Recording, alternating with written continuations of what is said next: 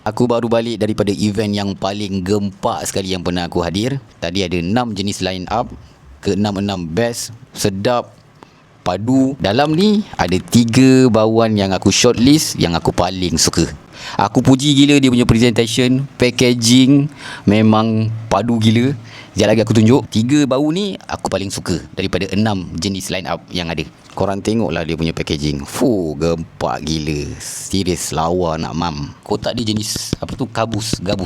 Dekat depan ni ada nama perfume, extract di parfum, detail segala perfume, 50ml. So dari segi kotak aku boleh bagi 10/10.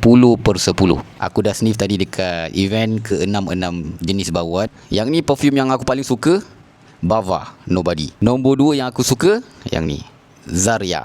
Nombor 3 yang aku suka, yang ni. Aku nak sebut pun berbelit-belit lidah. Korang sebutlah sendiri. So ketiga-tiga ni adalah favourite aku dan aku beli tadi masa dekat event. So korang nak aku review yang mana satu dulu? Nanti korang komen. Jangan lupa follow untuk video yang seterusnya.